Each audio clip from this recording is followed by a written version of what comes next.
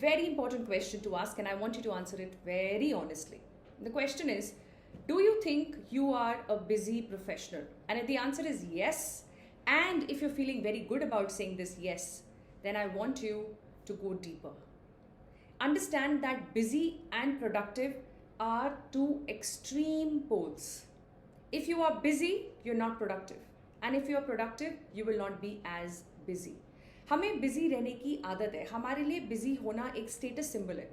जितने ज़्यादा बिजी है हम, हमें लगता है हम उतने ही ज़्यादा इंपॉर्टेंट है. हमारा टाइम मिलना लोगों के लिए मुश्किल हो जाना चाहिए, और हम इतने बिजी होने चाहिए कि हमारा लंच भी मिस हो जाए, हमारा डिनर भी मिस हो जाए, और हम लोगों को बोल सके हम 10 घंटा काम करते हैं, हम 12 घंटा काम करते हैं. And my question to all these people who think all this is the way to look important, is it really serving you in any way? Are you creating new stuff? Are you doing anything better?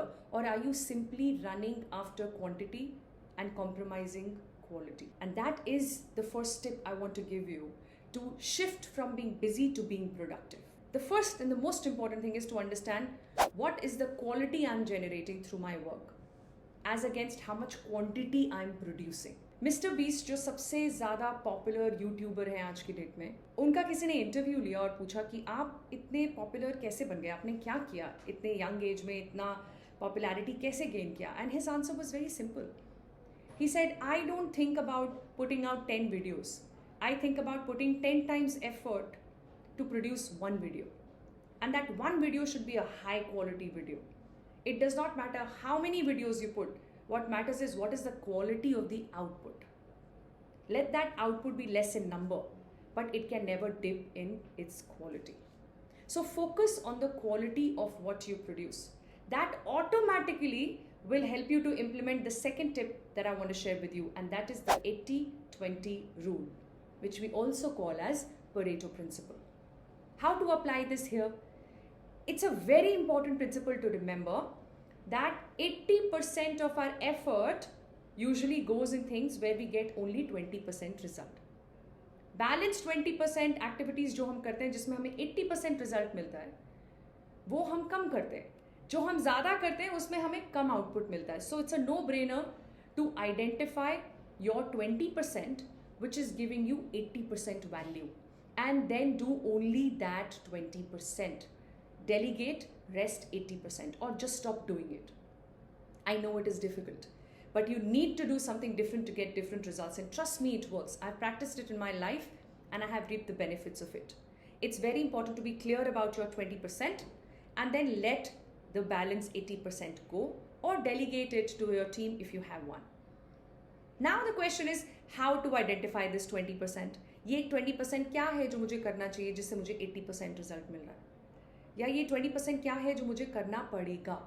So I want you to answer two questions. Number one, is this task something that only you can do because you have the expertise for it, और आपकी team में किसी को वो समझ नहीं है, या वो expertise नहीं है, या वो knowledge नहीं है?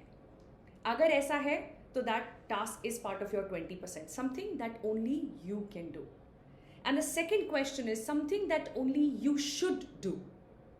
That if you don't do it, then it will either have a very huge impact on the business, or the information is very sensitive, और किसी और के through information हम नहीं share कर सकते. Anything where you are required to do the task because of your designation, because of your seniority, because of your authority, should also fall in your 20%.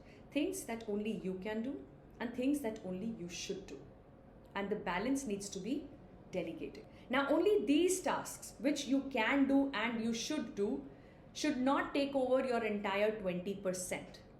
Your 20% should actually be things that you will create, things that you can do better than what other people are doing. More importantly, things that you can do better than you have done in the past.